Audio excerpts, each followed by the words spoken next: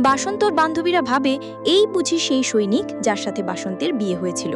বাসন্তের মনে তার নতুন জীবনের স্বপ্ন দানা বাঁধতে শুরু করে। পথে মহতাবের সাথে দেখা হয় বাসন্তের জ্যাঠাতো ভাই বাহাদুরের, যে গ্রামেরই একজন শিক্ষক। মহতাব তাকে বাসন্তের স্বামীর শহীদ হওয়ার দুঃসংবাদটি জানায়। এই কথা শুনে বাহাদুরের মাথায় আকাশ ভেঙে পড়ে। বাড়িতে ছোট চাচার ছেলের বিয়ের আয়োজন চলছিল। এই মুহূর্তে এমন খবর পেলে পুরো আনন্দটা নষ্ট হয়ে যাবে। তাই সে মহতাবকে অনুরোধ করে যেন সে 5 দিন পর এই খবরটা সবাইকে জানায়। মহতাব তাদের দুঃখ বুঝতে পেরে রাজি হয় এবং বাহাদুরের এক বন্ধুর বাড়িতে আশ্রয় নেয়। এদিকে বাসন্ত জানতে পারে তার স্বামী গ্রামেই আছে।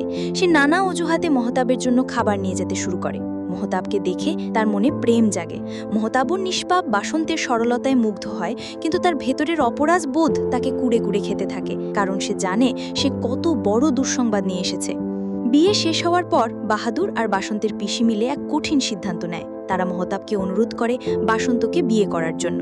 তারা যুক্তি দেখায় বাসন্তের স্বামীর মুখ কেউ দেখেনি, এমনকি বাসন্তও না। সবাই জানে তার বিয়ে খিভে গ্রামের সৈনিক মহতাব সিংয়ের সাথেই হয়েছে। মহতাব প্রথমে ভয় পেলেও বাসন্তের প্রতি তার মায়া জন্মে গিয়েছিল, তাই অনেক দ্বিধার পর সে রাজি হয়ে যায়। বাসন্ত আর মহতাবের বিয়ের আয়োজন শুরু হয়, কিন্তু সেই বিয়েতে এমন একজন অতিথি আসে যে পুরো খেলাটা পাল্টে দেয়। সে ছিল মহতাবের সেনার বন্ধু ভীম সিং, যে সব সত্যি জানত। সে সবার সামনে চিৎকার করে বলে, এই মেয়েটি বিধবা হয়ে গেছে। আপনারা যার সাথে মেয়ের বিয়ে দিচ্ছেন সে আসল বর নয়। এই লোকটা তো বাসন্তের স্বামীর মৃত্যুর খবর নিয়ে আপনাদের বোকা বানিয়ে তার জায়গা দখল করে নিয়েছে। এই কথা শোনার সাথে সাথে বাসন্তের পায়ের তলার মাটি সরে যায়। পরিবারের লোকেরা মহতাবকে মারতে তেড়ে আসে। তখন মহতাব নয়, গর্জে ওঠে বাহাদুর। সে গ্রামবাসীদের প্রশ্ন করে, আমার 19 বছর বোন বিধবা হয়ে গেছে, এখন কি তাকে সাদা শাড়ি পরিয়ে ঘরের এক কোনায় বসিয়ে রাখবো?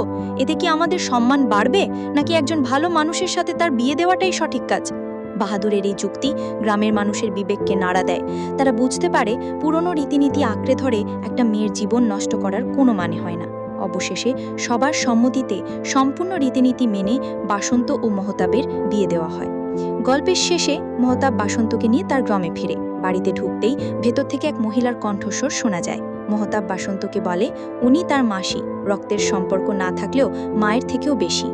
এই দৃশ্য বুঝিয়ে দেয় যে মহতাব নিজেকে একাকী ভাবত, তার জীবনেও ভালোবাসার মানুষের অভাব ছিল না, এবং এবার বাসন্তের হাত ধরে সে একটি নতুন জীবন শুরু করতে চলেছে।